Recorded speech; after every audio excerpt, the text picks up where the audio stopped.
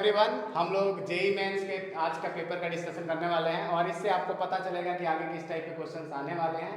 सो जो भी बच्चे जेई मेंस का पेपर देने गए थे वो कुछ कुछ क्वेश्चंस देख लें जो हमें पता है कि उसके सॉल्यूशंस क्या हो सकते हैं और उसके हिसाब से अगले जो बच्चे हैं नेक्स्ट डे का पेपर है नेक्स्ट डे है वो उसका प्रिपरेशन फर्दर कर सकते हैं और ऐसे क्वेश्चंस के लिए रेडी रह सकते हैं। तो ये हमारे विकास सर हैं जो कि केमिस्ट्री डिस्कस करेंगे और ये हमारे जो सर हैं फिजिक्स के स्पेशलिस्ट वीर सर इनका नाम है।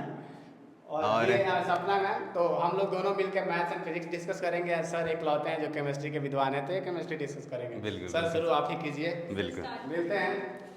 देखिए, जैसे जैसे बच्चों के साथ मिल रहा हूँ वैसे वैसे हमारे पास क्वेश्चन पेपर मिल रहा है। क्वेश्चन सबसे पहला एक आया है ऑर्गेनिक केमिस्ट्री का आया है। देखिए, ऑर्गेनिक केमिस्ट्री का सबसे बढ़िया सा क्वेश्चन है aldehyde ketone and carboxylic acid का। पहले मैं क्वेश्चन लिखता हूँ आपको। ये ए गिब्स, इसका हमने रिडक्शन करवाया है, H2PT है, ठीक है। और यहाँ पे क्या है, हॉट अल्कलाइन KMnO4 है, ठीक है। KMnO4 के बारे में मैं आपको आइडिया होगा। KMnO4 क्या होता है, स्ट्रॉन्ग ऑक्सीडाइजिंग एजेंट होता है, साथ में H+/H2 है। यहाँ पे क्या की मैंने देखना, ये चीज बेंजीन कुछ इस तरीके से और यहाँ से एक रिंग कनेक्टेड है, ठीक है। और ये आपका एक और बेंजीन और यहाँ से दो ठो कार्बोक्सिलिक एसिड ग्रुप अटैच है, राइट। आपको आइडेंटिफाई करना है क्या इसमें, इस क्वेश्चन में आपको ए आइडेंटिफाई करना है, ठीक है। ऑप्शन आपको गिवन है, देखो मैं बता रहा हूँ। ऑप्शन ए क्या है, ये बेंजीन और यहाँ से एक डबल बॉन्ड यहाँ पे कनेक्टेड है, नंबर 1। ऑप्शन बी बेंजीन और यहाँ से क्या है, साइक्लोहेक्सेन है। सी क्या है, डबल बॉन्ड एक और ले लो, ये सी है। और ऑप्शन नंबर डी क्या है, कुछ इस तरीके से डबल बॉन्ड यहाँ पे है और ये हो गया इस तरीके से, ठीक है। अब आप बताइए, इसमें तो टोटल 2 चैप्टर के क्वेश्चन को अगर हम देखा जाए, 2 चैप्टर के कॉन्सेप्ट इन्वॉल्व हैं। एक तो हम बोलेंगे किसका, हाइड्रोकार्बन का, जिसमें आप रिडक्शन करवा दो। तो रिडक्शन करवाएंगे तो क्या बनेगा, अल्केन बनेगा। अगर जब आप अल्कीन का रिडक्शन कराओगे तो क्या बनेगा, अल्केन बनेगा। और यहाँ पे क्या है, स्ट्रॉन्ग ऑक्सीडाइजिंग एजेंट यूज किया हुआ है ना। तो जब हम अल्कीन का स्ट्रॉन्ग ऑक्सीडाइजिंग एजेंट के साथ रिएक्शन करवाते हैं तो वहाँ पे क्या बनता है, कार्बोक्सिलिक एसिड बनता है, राइट। तो बताओ option A B C and D में से क्या होगा। ध्यान से देखो, ऑप्शन सी एंड डी को तो आप ऐसे कट कर सकते हो, क्यों, क्योंकि यहाँ पे बेंजीन है, इन दोनों में बेंजीन नहीं है, ठीक है। तो सी एंड डी हो गया, कट हो गया, ठीक है। अब हम बात करेंगे ऑप्शन ए एंड बी को।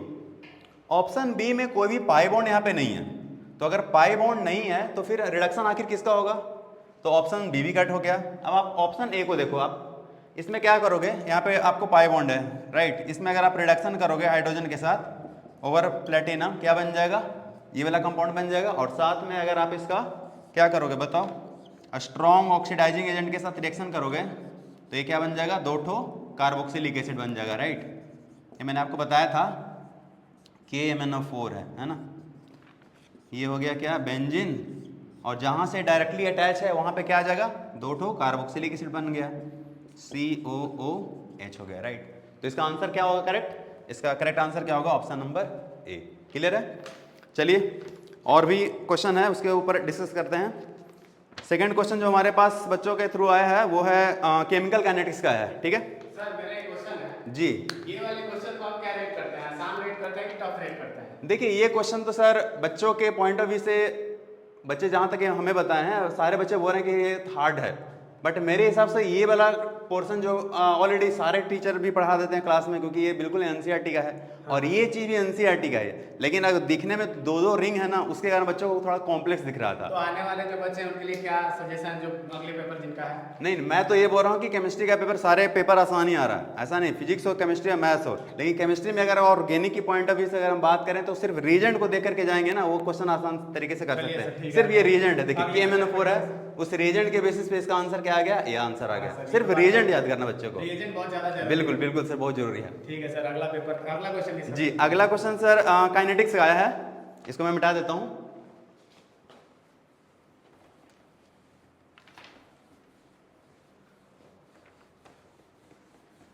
नेक्स्ट हमारा जो क्वेश्चन है वो केमिकल काइनेटिक्स का है, जिसमें हर बच्चे का इंटरेस्ट होता है। अगर हम फिजिकल केमिस्ट्री के पॉइंट ऑफ व्यू से बात करें, वो भी 12th क्लास का, तो सबसे आसान सा चैप्टर कौन सा है बताइए? या बिल्कुल केमिकल काइनेटिक्स। तो चलिए देखते हैं क्या क्वेश्चन है। क्वेश्चन बड़ा सिंपल है, क्या है गिवन है? फॉर टू केमिकल रिएक्शन, पहले मैं क्वेश्चन लिख देता हूं। For two chemical reaction between A and B, chemical reaction between A and B, if the difference between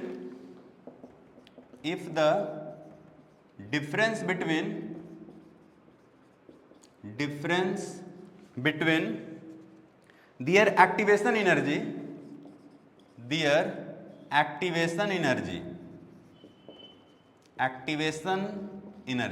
मतलब एक्टिवेशन एनर्जी का डिफरेंस आपको गिवन है।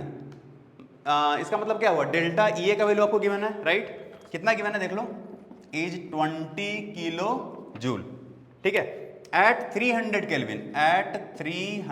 Kelvin, right? साथ ही आपको ये भी लिखा हुआ है कि आर का जो वैल्यू आपको लेना है वो कितना लेना है? 8.3 लेना है, ठीक है? और your aim is to find ln K2 upon K1, ln K2 upon K1, ये आपको निकालना है। बिल्कुल फॉर्मूला बेस्ड क्वेश्चन है। अगर आपने फॉर्मूला पढ़ा होगा केमिकल काइनेटिक्स का, तो आप इजीली इस क्वेश्चन को कर सकते हो। बोलो कौन सा फॉर्मूला है, किसी को याद है? आपने पढ़ा होगा कि टेम्परेचर जो होता है, सॉरी रेट कांस्टेंट जो होता है वो किसके ऊपर डिपेंड करता है? टेम्परेचर के ऊपर। उसका फॉर्मूला आपने क्या पढ़ा था बताओ? चलो मैं बता देता हूँ। ln K2 upon K1 equals to delta H upon R into 1 upon T1 minus 1 upon T2, right? ये आपने पढ़ा है ना? बट यहाँ पे कोई अलग अलग टेम्परेचर पे रिएक्शन गिवन नहीं है। ऐसा नहीं कि T1 पे K1 है और T2 पे K2 है, ऐसा कुछ नहीं है, राइट? तो आप इसको सिंप्लीफाई तरीके से आप ऐसे लिख सकते हो ना, ln K2 upon K1 equals to, और डेल्टा H को आप क्या लिखते हैं? किसी को याद आ रहा था बताइए? डेल्टा H इक्वल्स टू, मैंने बताया था ना, E forward minus E backward, E forward minus E backward. तो ये जो डिफरेंस ऑफ एक्टिवेशन एनर्जी है उसका वैल्यू कितना गिवन है? 20 किलो जूल। ये आपका वैल्यू कितना है? 20 किलो जूल है, ठीक है? तो इसको आप क्या लिखोगे बोलो? Delta E divided by R into 1 upon T, क्योंकि डिफरेंस गिवन है नहीं T1 T2, राइट? तो बोलो क्या आ जाएगा? डेल्टा E का वैल्यू कितना गिवन है? क्वेश्चन में गिवन कितना? 20 किलो जूल, 20।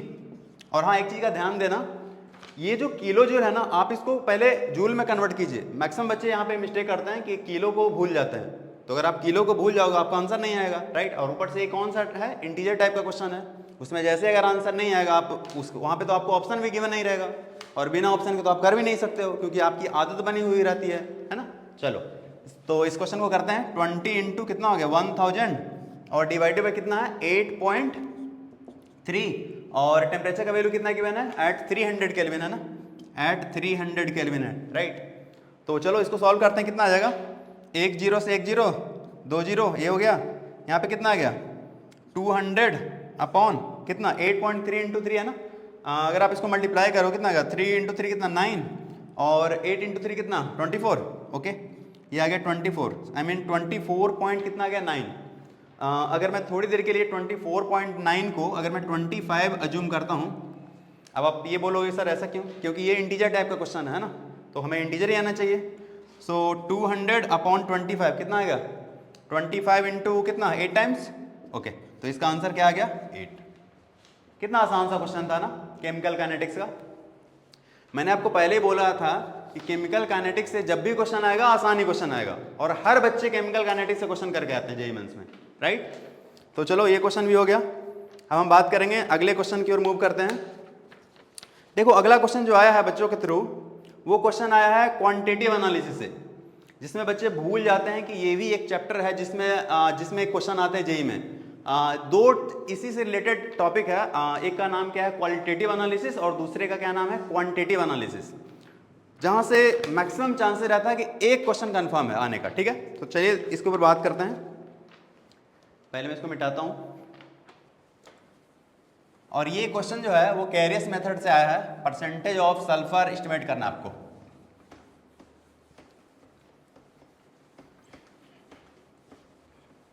तो अब तक एक ऑर्गेनिक केमिस्ट्री का क्वेश्चन हो गया, एक फिजिकल का हो गया। अब हम नेक्स्ट आ रहे हैं ऑर्गेनिक केमिस्ट्री के ऊपर, ठीक है।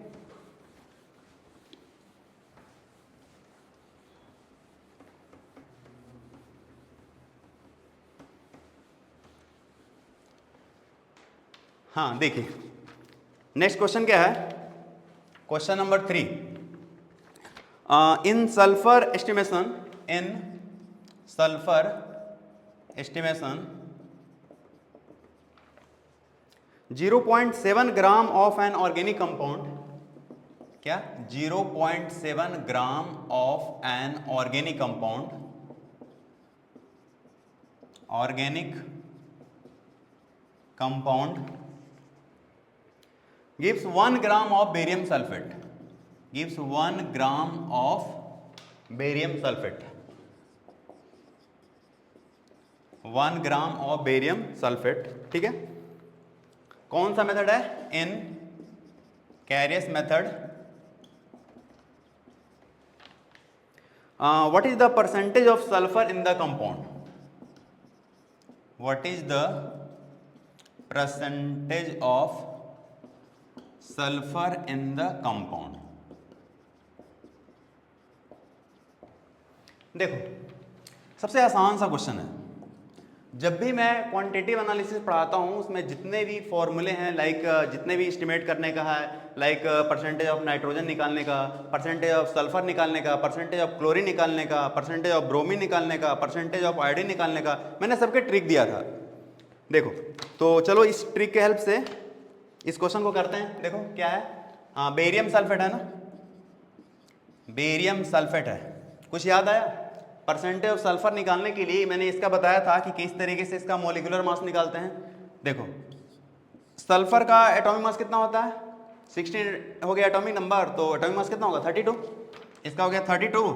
और ट्रिक मैंने क्या सिखाया था, पहले लिखो 2, ये हो गया इसका 2, उसके बाद क्या है 3, और उसके बाद क्या फिर से 3, तो 233 क्या हो गया इसका बेरियम सल्फेट का मॉलिक्यूलर मास हो गया, राइट। ये आपका है बेरियम सल्फेट का मॉलिक्यूलर मास है। अब बेरियम सल्फेट का मॉलिक्यूलर मास मिल गया है और हमें निकालना क्या, percentage of sulphur in the compound, right. देखो और ध्यान से देखो ना, परसेंटेज ऑफ सल्फर का मैं डायरेक्ट बता रहा हूं। यहां पे ऑर्गेनिक कंपाउंड का मास कितना गिवन है, ऑर्गेनिक कंपाउंड का मास कितना गिवन है 0.7 ग्राम, राइट, 0.7 ग्राम, ठीक है।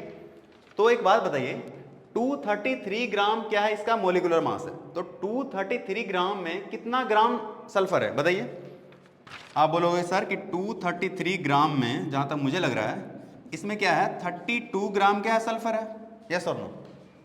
तो अगर 233 ग्राम में 32 ग्राम सल्फर है, आई मीन 1 मोल सल्फर है, तो आप मुझे बताइए कि 1 ग्राम में कितना होगा, क्योंकि क्वेश्चन में कितना गिवन है 1 ग्राम बेरियम सल्फेट है, कितना है 1 ग्राम ऑफ बेरियम सल्फेट, तो 1 ग्राम में कितना होगा बताइए, 1 ग्राम में आ जाएगा कितना 32/233 आ जाएगा, क्लियर। तो ये आपको क्या मिला, इतना ग्राम सल्फर मिला। और जब भी बात करें परसेंटेज निकालने का, तो परसेंटेज आप कैसे कैलकुलेट करते हो, जिसका भी परसेंटेज निकालना है ऊपर में उसका मास हो जाएगा divided by total mass into क्या करेंगे 100, राइट। तो चलो करते हैं, देखिए परसेंटेज ऑफ सल्फर क्या होगा बोलो, सल्फर का मास कितना है 32/233, right, divided by organic compound का मास वो कितना है 0.7 और इनटू हम क्या कर देंगे 100 कर देंगे। आसान है ना, कितना आसान सा क्वेश्चन आया था। मैं हर बार बच्चों को यही बोलता हूँ, क्वालिटेटिव एनालिसिस क्वांटिटेटिव एनालिसिस दोनों पढ़ कर जाओ, एक क्वेश्चन कन्फर्म है वहां से आने का, मतलब 4 नंबर तो आपके ऐसे बन जाएंगे, क्लियर। तो देखा जाए तो ये भी अब तक हमने 3 क्वेश्चन डिस्कस किया है, तीनों के तीनों क्वेश्चन के आसान तरीके से आप कर सकते थे। अब हम मूव करते हैं एक और अच्छे से क्वेश्चन, जिसका कहाँ से आया है, इनऑर्गेनिक केमिस्ट्री का क्वेश्चन है। देखिए इसको पहले एक बार देख लो, और हाँ जो भी आपका आंसर है कमेंट सेक्शन में अपना आंसर जरूर डालिएगा। देखो इनऑर्गेनिक केमिस्ट्री से एक बहुत आसान सा क्वेश्चन आया है, आपने पढ़ा होगा ionisation energy, electron affinity, electronegativity. इसमें मैंने बताया था कि आयोनाइजेशन एनर्जी में जो जैसे बोरॉन फैमिली की बात करें, है ना, तो बोरॉन फैमिली में आप किस तरीके से आयोनाइजेशन एनर्जी याद करते हो? आपको आइडिया होगा टिल्टेड डब्लू, है ना, उसमें मैंने बोला था पुष्पा कि पुष्पा झुकेगा नहीं, है ना। उसके बाद अगर हम बात करें ग्रुप नंबर 17 और 16 एंड 17 में इलेक्ट्रॉन एफिनिटी का ऑर्डर मैंने आपको याद करने के लिए सिखाया था। याद है किसी को? क्या सिखाया था, याद है? Chlorine, fluorine, bromine, iodine. और अगर हम बात करें ग्रुप नंबर 16 में, उसका क्या सिखाया था? स्टाइल से टेपो ओ, राइट। तो चलो देखते हैं, पहले क्वेश्चन को देखते हैं क्या क्वेश्चन में पूछ रहा है। देखिए क्वेश्चन में क्या पूछ रहा है, which of the following the correct order with respect to the property indicated. चलो पहले मैं क्वेश्चन लिख देता हूं पूरा। Which of the following is the correct order is the correct order with respect to the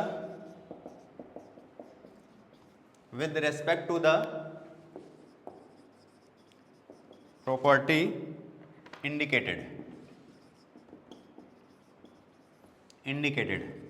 देखिएगा ध्यान से, इसका ऑप्शन ए क्या है? Chlorine greater than fluorine. इसमें करेक्ट ऑर्डर चाहिए, ठीक है। बी, और ये ब्रैकेट में लिख लीजिएगा आयोनाइजेशन एनर्जी,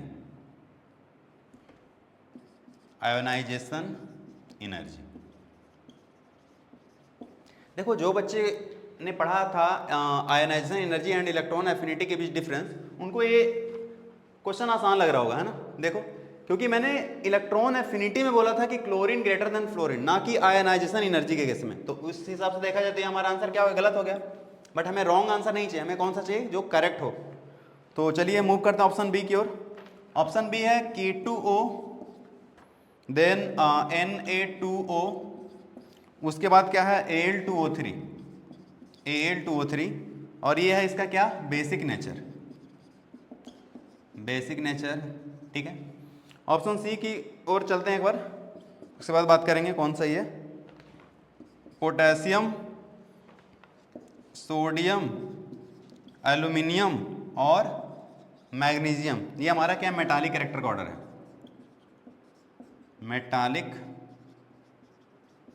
मेटालिक कैरेक्टर को किस तरीके से आप पहचानते हो? जो आसानी से इलेक्ट्रॉन लूज कर रहे हैं, है ना, उसका मेटालिक कैरेक्टर क्या होगा? ज़्यादा होगा, राइट। एंड ऑप्शन डी आपका क्या है? नन ऑफ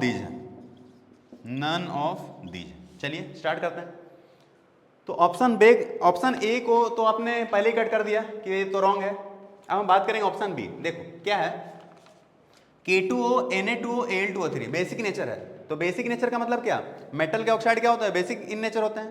तो सारे के सारे मेटल लिए हैं, कोई बात नहीं।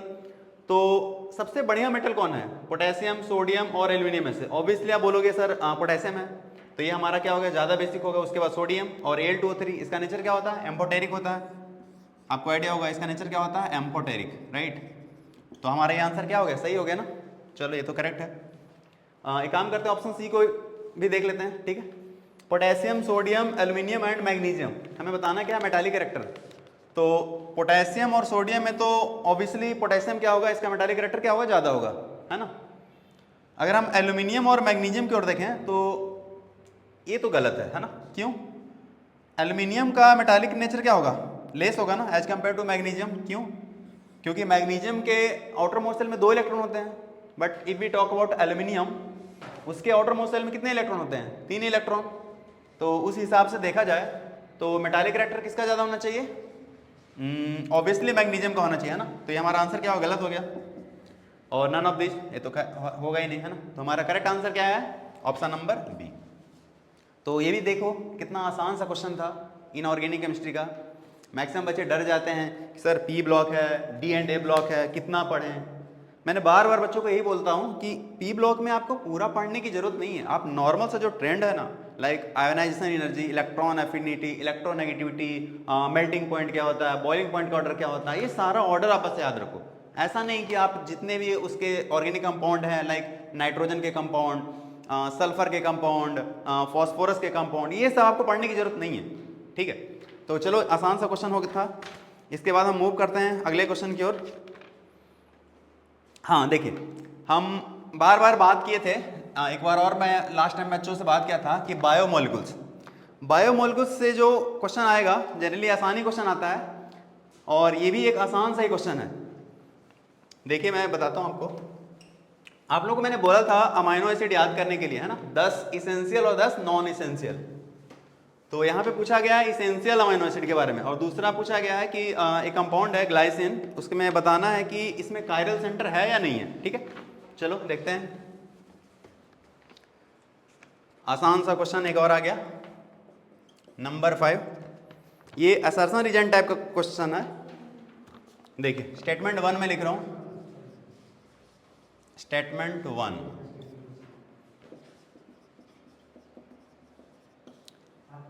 And arginine and tryptophan are essential amino acid.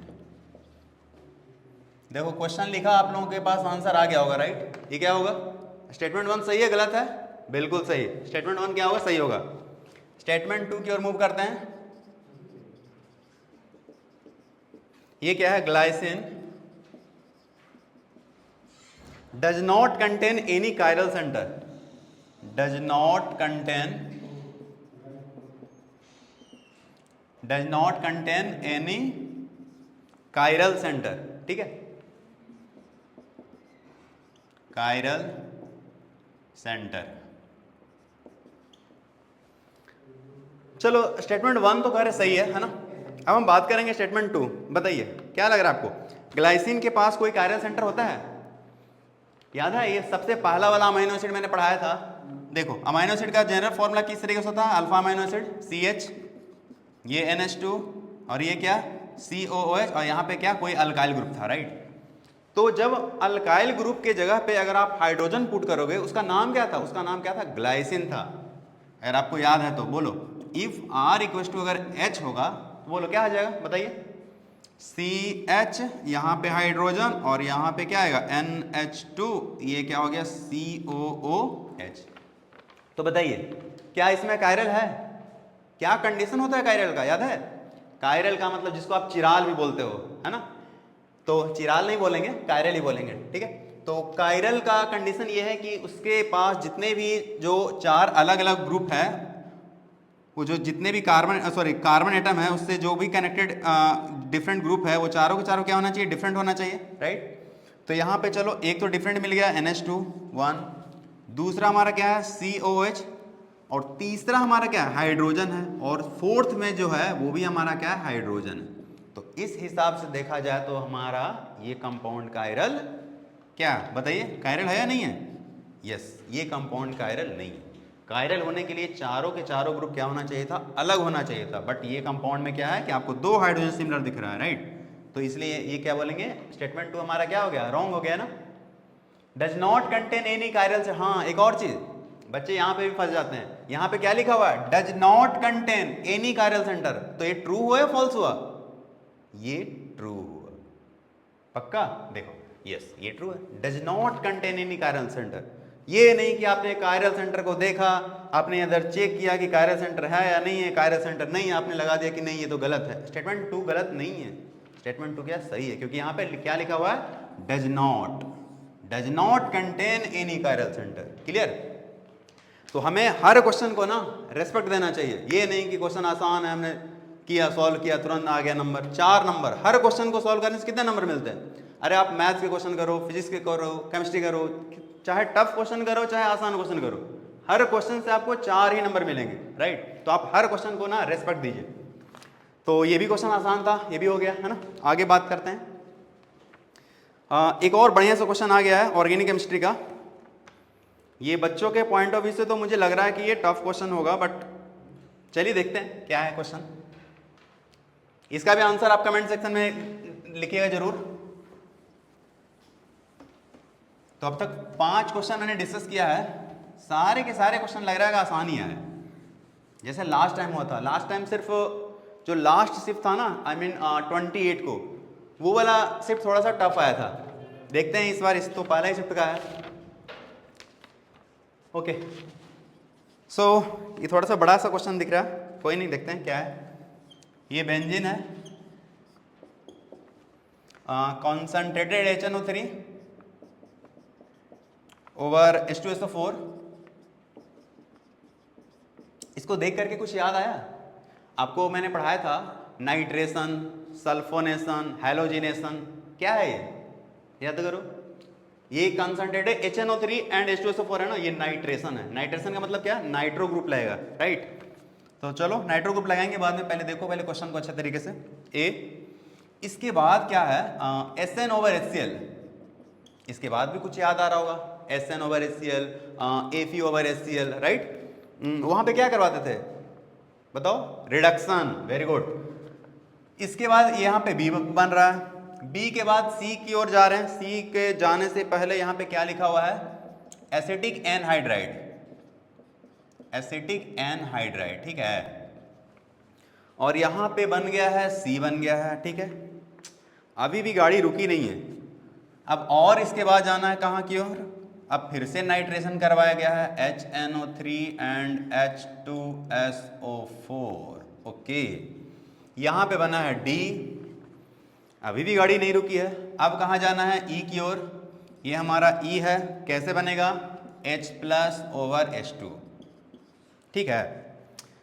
But you know what, इसमें आपको E नहीं निकालना है कि यहाँ पे जो फाइनल प्रोडक्ट जो बनेगा E वो क्या होगा। इस क्वेश्चन में ये नहीं आइडेंटिफाई करना है। तो आइडेंटिफाई करना क्या है? आइडेंटिफाई ये करना है कि जो हमारा फाइनल प्रोडक्ट बनेगा ना E, उसमें आपको बताना है परसेंटेज ऑफ नाइट्रोजन बताना। क्या बताना है? परसेंटेज ऑफ नाइट्रोजन बताना।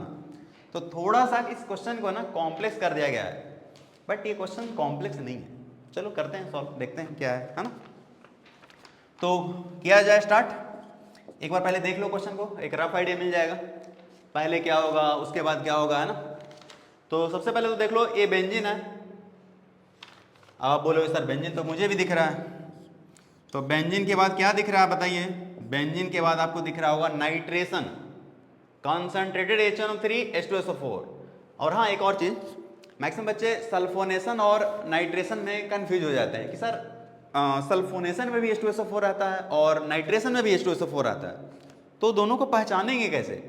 अब सुनो ध्यान से, मैं बता रहा हूँ कैसे पहचानेंगे। नाइट्रेशन अगर होगा ना तो उसमें क्या लिखा रहेगा? सबसे पहले लिखा रहेगा concentrated HNO3 over H2SO4। But if we talk about what sulphonation, उसमें क्या रहेगा? 2 बार कॉन्सेंट्रेटेड H2SO4 रहेगा, या फिर उसके जगह पे फ्यूमिंग H2SO4 भी रह सकता है, ठीक है। तो इस तरीके से आप आइडेंटिफाई कर सकते हो। तो इस हिसाब से देखा जाए तो ये हमारा सल्फोनेशन तो नहीं है, क्या है? नाइट्रेशन है। तो चलिए करवाते हैं नाइट्रेशन।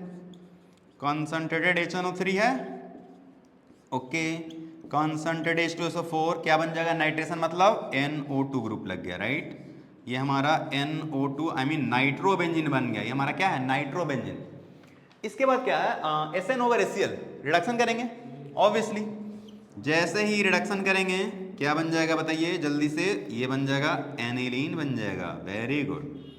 NH2, ये क्या बन गया? एनिलीन बन गया, राइट। इसके बाद क्या है? इसके बाद ध्यान से देखो, इसके बाद क्या है? इसके बाद एसिटिक एनहाइड्राइड के साथ रिएक्शन करवाया गया। याद करो, ये NCERT का ही है। NCERT बिल्कुल लाइन बाय लाइन ये सब यहां तक लिखा हुआ है। बताओ क्या करेंगे इससे? याद आया? इस क्वेश्चन में क्या है एक्चुअल में? ये NH2 है, ये इस रिंग को क्या कर रहा है? एक्टिवेट कर रहा है। एक्टिवेट करना इन द सेंस, यहाँ पे रिंग में इलेक्ट्रॉन की डेंसिटी को क्या करेगा? बढ़ाएगा।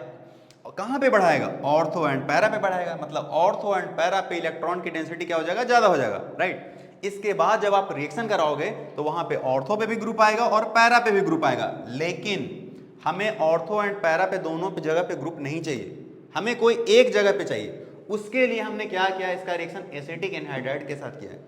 एसिटिक एनहाइड्राइड का काम यहाँ पे क्या है, इसका जो एक्टिवेटिंग इफेक्ट है ना, आई मीन जो एनिलीन में जो नाइट्रोजन है उसका एक्टिवेटिंग इफेक्ट को क्या करेगा, वो कम करेगा। और अगर एक्टिवेटिंग इफेक्ट कम हो जाएगा इसका मतलब हम ये बोलेंगे कि ऑर्थो एंड पैरा पे इलेक्ट्रॉन की डेंसिटी क्या हो जाएगी, कम हो जाएगी। तो अगर ऑर्थो एंड पैरा पे इलेक्ट्रॉन की डेंसिटी कम हो जाएगी तो हमें जो फाइनल प्रोडक्ट मिलेगा वो सिर्फ सिंगल प्रोडक्ट मिलेगा। और उस सिंगल प्रोडक्ट में ऑर्थो वाला लेंगे या पैरा वाला लेंगे, बताओ जल्दी से। मेजर कौन होगा, ऑर्थो एंड पैरा? बिल्कुल सही जवाब पैरा होगा। क्यों? मैंने बोला है दूर रहोगे, स्टेबल रहोगे, पास रहोगे, फिर क्या होगा, झगड़े होंगे, है ना। चलो जी, तो इसका रिएक्शन एसिटिक एनहाइड्राइड के साथ करवाता हूं पहले। C double bond O CH3 क्या बन जाएगा बताइए, ये बन जाएगा, क्या बनेगा बताओ जल्दी से। यहाँ पे NH C double bond O CH3, very good, है ना। अब इसका एक्टिवेटिंग इफेक्ट तो हो गया, डिक्रीज हो गया, है ना, क्योंकि यहाँ पे भी रेजोनेंस आएगा। ये जो लोन पेयर था वो सिर्फ रिंग की ओर जा रहा था, लेकिन अब ये जो हमारा लोन पेयर है वो इधर जाएगा, ये इधर आएगा, तो इसका एक्टिवेटिंग इफेक्ट क्या हो गया, डिक्रीज हो गया, राइट। इसके बाद क्या करवाना है, इसके बाद करवाना है कंसंट्रेटेड HNO3, मतलब फिर से क्या कराएंगे, नाइट्रेशन कराएंगे। चलिए कराते हैं nitration. Concentrated HNO3, very good, concentrated H2SO4, okay, करवाते हैं इसका नाइट्रेशन। आप लोगों को ये क्वेश्चन टफ तो नहीं लग रहा था ना, देखो थोड़ा तो लग रहा होगा, ABCDE के बाद भी आपको आंसर नहीं मिल रहा है, उसके बाद भी आपको क्या है निकालना, परसेंटेज ऑफ नाइट्रोजन, तो थोड़ा टफ लगा होगा, बट ये क्वेश्चन उतना टफ नहीं है। देखो कैसे टफ नहीं है, देखना ध्यान से। NHC double bond O CH3 nitration कराना है, कहाँ पे, पैरा पे आ जाएगा, ये हमारा आ गया क्या, NO2 ग्रुप, राइट। इसके बाद एट लास्ट H+/H2O हाइड्रोलिसिस करा दो, क्या बन जाएगा, यहाँ से फिर से एनिलीन बन गया, राइट। और वो वाला ग्रुप क्या हो जाएगा, रिमूव हो जाएगा, तो ये बन गया NH2 आ गया, और साथ में क्या आ गया, NO2 आ गया, राइट। तो हमारा जो फाइनल प्रोडक्ट बना वो क्या बना, बेंजीन के ऊपर क्या है, NO2 है, और ये क्या है, एनिलीन है ना। तो एक काम करते हैं, इसका पहले तो मोलिकुलर मास निकालना पड़ेगा, उसके बाद मोलिकुलर मास जैसे निकल जाएगा उसके बाद आप इजीली क्या बना सकते हो, इसका परसेंटेज ऑफ नाइट्रोजन एस्टिमेट कर सकते हो, है ना। तो देखो इसका मोलिकुलर फॉर्मूला क्या होगा बताओ तो जरा। C6H4, मैंने 2 हाइड्रोजन को रिमूव किया, क्यों, क्योंकि एक हाइड्रोजन रिमूव करेंगे NH2 आएगा, एंड दूसरा हाइड्रोजन रिमूव करेंगे क्या आएगा, NO2 आएगा, क्लियर। सो ये NH2 एंड देन NO2। बताइए इसका मोलिकुलर मास कितना होगा, कार्बन कितने हैं, 6 है, मतलब कितना, 12 6 72, और हाइड्रोजन कितने हैं, 4 2 6 6, ऑक्सीजन कितने हैं, 2 है ना, तो कितना हो गया 32, एक का कितना 16, 2 का कितना 32, ये हो गया 32, प्लस नाइट्रोजन कितना 2 है ना, कितना हो गया 14 2 28, कितना आ गया 8 2 10 16 2 18, 2 3 6 कितना 13, 138 आ गया, राइट। तो 138 आया किसका, इसका मोलिकुलर मास आया, राइट, मोलिकुलर मास ऑफ ये कंपाउंड कितना 138। चलो जी, सिमिलर सा क्वेश्चन है ना, बताइए परसेंटेज ऑफ नाइट्रोजन निकालना है, या तो निकालो परसेंटेज ऑफ नाइट्रोजन, कैसे निकालेंगे, ये आप क्लास 9th में पढ़ते हैं, राइट, परसेंटेज कंपोजिशन, उसमें आपने पढ़ा होगा H2SO4 है, NH3 है, HNO3 है, उसमें आपको नाइट्रोजन का परसेंटेज निकालना सीखा होगा आपने, ऑक्सीजन का परसेंटेज निकालना सीखा होगा, राइट। तो चलो वही ये क्वेश्चन है, थोड़ा सा एप्लीकेशन इसमें मिक्स है। तो क्या होगा बताइए, इसमें नाइट्रोजन कितने हैं, एक और एक कितना 2, तो 14 2 जा कितना 28, ये आ गया ऊपर में न्यूमरेटर आ गया 28 डिवाइडेड बाई 138, और इनटू क्या आ गया 100। इस तरीके से आप क्या निकालोगे, परसेंटेज ऑफ नाइट्रोजन निकालोगे। तो देखो इस क्वेश्चन को देखने में आपको क्या लग रहा है, काफी बड़ा सा क्वेश्चन लग रहा था ना, इसके बाद A होगा, इसके बाद B होगा, इसके बाद C होगा, इसके बाद D होगा, उसके बाद E होगा, और वो भी फाइनल आंसर नहीं आएगा उसके बाद भी आपको परसेंटेज निकालना था। तो क्वेश्चन थोड़ा सा लेंदी था, बट क्वेश्चन को हम टफ नहीं बोल सकते, आसान सा क्वेश्चन था या नहीं, कमेंट सेक्शन में जरूर बोलना आसान था या नहीं, ठीक है, मैं चेक करूंगा। तो चलो अब हम मूव करते हैं नेक्स्ट क्वेश्चन की ओर। देखिए एक बार ध्यान से देखना, और इसका आंसर जरूर कमेंट सेक्शन में मैसेज कीजिएगा। इसको मैंने कैलकुलेट नहीं किया 28/138 into 100 को, देखो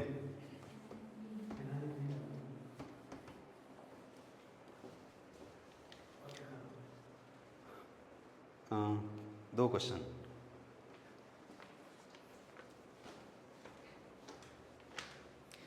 नेक्स्ट क्वेश्चन हमारा ऑर्गेनिक केमिस्ट्री का ही है, बहुत आसान सा क्वेश्चन है। एक बात बताओ, क्वेश्चन लिखने से पहले आप ये मुझे बताइएगा, होफमैन ब्रोमामाइड सिंथेसिस याद है? आपने उसको पढ़ा होगा, होफमैन ब्रोमामाइड डिग्रेडेशन। मतलब डिग्रेडेशन का मतलब क्या? एक कार्बन कम होना, डिग्रेड होना, राइट? तो चलिए देखते हैं पहले क्वेश्चन को। ये भी कुछ उसी तरीके का क्वेश्चन है जैसे अभी आपने देखा ना, ए बी सी डी ई, है ना? इसमें ए बी सी डी नहीं है बट पी क्यू आर है, कोई ना। देखो number 7, observe the following sequence. सबसे पहले P है, ओके। इसका रिएक्शन NH3 के साथ करवाया गया है, ओवरहीट। यहाँ पे क्या मिला? Q। और इसके बाद रिएक्शन करवाया गया किसके साथ? Br2 over KOH। Br2 over KOH, यहाँ पे इसके बाद क्या है? R। एक चीज ध्यान देना, यहाँ पे आप कंफ्यूज मत होना कि Br2 ओवर KOH है। एक और इसके सिमिलर रिएक्शन था, याद है? जहाँ पे CHCl3 ओवर KOH था। याद करो एक बार, CHCl3। ऑर्गेनिक केमिस्ट्री में ना रीजेंट का खेल है। अगर आपको रीजेंट याद है आप इजीली क्वेश्चन को कर सकते हो, राइट? याद करो, जब CHCl3 ओवर KOH होता है उस क्वेश्चन को हम क्या बोलते हैं? Carbylamine reaction. I mean आप उसको बोलते थे आइसोसाइनाइड टेस्ट। आइसोसाइनाइड टेस्ट मतलब क्या? 1 degree amine gives positive isocyanide test, right? 2 degree and 3 degree का रिएक्शन वहां पे नहीं होता था। बट हमें CHCl3 नहीं गिवन है। इस क्वेश्चन में क्या गिवन है? इस क्वेश्चन में गिवन है Br2 ओवर KOH। इसका मतलब क्या? ये रिएक्शन कौन सा है? ये रिएक्शन है होफमैन ब्रोमामाइड डिग्रेडेशन रिएक्शन। मतलब क्या होगा? रिएक्टेंट क्या होगा वहां पे? क्या होगा? C double bond O NH2 वाला ग्रुप होगा, राइट? तो ये चीज आपके माइंड में आनी चाहिए, राइट? तो चलिए अब हम ऑप्शन की ओर देखते हैं। क्या है ऑप्शन? बताना है what is PQR। What is PQR respectively, ठीक है? ऑप्शन में लिख रहा हूं, ध्यान देना। ऑप्शन ए है, ये है आपका बेंजोइक एसिड COH। Q है C double bond O NH2। ये क्या, इसको क्या बोलते हैं याद है? बेंजामाइड, अल्केनामाइड जिसको आप बोलते थे, राइट? और ये क्या है? एनिलीन है। Option A. ऑप्शन बी देखता हूं, PQR है, PQR, क्लियर? ऑप्शन बी क्या है देखो,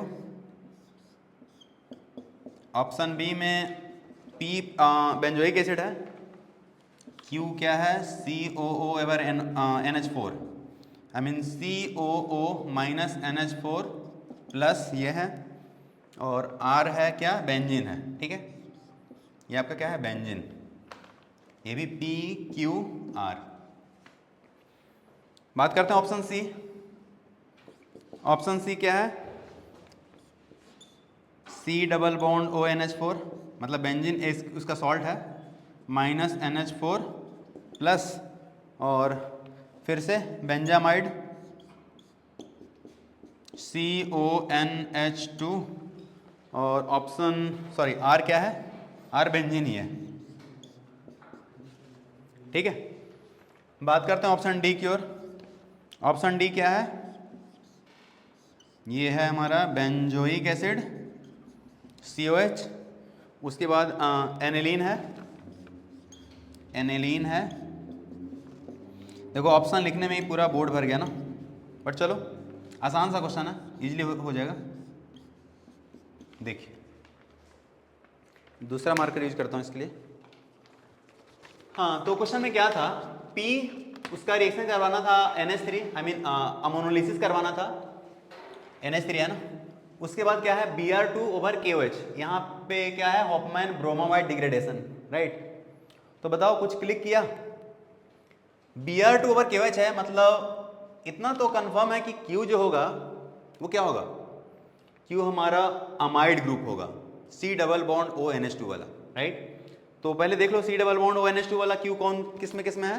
ऑप्शन ए में भी है, ऑप्शन बी में नहीं है, ये गलत हो गया, ऑप्शन सी में है, ये भी हो सकता है, ऑप्शन डी में ये नहीं है, राइट। तो अब रही बात कि ऑप्शन ए और बी हमारा फाइनल आंसर होगा, राइट। अब एक बात बताओ, अगर ये C डबल बॉन्ड ONH2 वाला ग्रुप है, राइट, और Br2 over KOH, I mean Hofmann bromamide degradation अगर आप करा रहे हो, तो उसमें एक्चुअल में होता क्या है, C डबल बॉन्ड O वाला ग्रुप क्या होता था, रिमूव हो जाता था ये वाला ग्रुप, और क्या बनता था RNH2। आई मीन जो फाइनल जो प्रोडक्ट बनेगा उसमें क्या अमाइनो ग्रुप होगा, यस और नो, बिल्कुल होगा, आई मीन NH2 ग्रुप होगा। तो ऑप्शन ए और बी को आप ध्यान से देखना, ए और बी में, हाँ ऑप्शन ए में क्या है NH2 group, I mean amino group है, एनिलीन है, तो ये तो करेक्ट लग रहा है मुझे। और ऑप्शन नंबर सी में अमाइनो ग्रुप नहीं है, ये तो ऐसे गया। तो चलो जी, बी भी कट हो गया, सी भी कट, डी भी कट, तो हमारा फाइनल आंसर क्या होगा, ए होगा।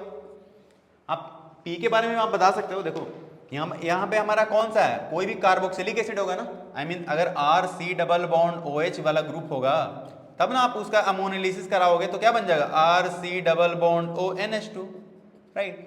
तो उसके लिए हमारा P क्या होना चाहिए, अब R के जगह पे क्या हमारा बेंजीन वाला ग्रुप है, तो क्या होगा, बेंजोइक एसिड होगा, आई मीन ये हमारा बेंजीन है, C डबल बॉन्ड OH, और इसका रिएक्शन अगर आप NH3 के साथ करेंगे तो क्या बन जाएगा बताइए, अमोनोलिसिस होकर के C डबल बॉन्ड ONH2 ये बन जाएगा, राइट। और इसी का हमने क्या करवाया फिर से, Br2 ओवर KOH, मतलब Hofmann bromamide degradation, C double bond O group remove हो जाएगा, Br2 ओवर KOH, और आपको क्या बन जाएगा बताइए, ये बन जाएगा क्या, एनिलीन, NH2, ये बन गया क्या, एनिलीन। क्लियर है।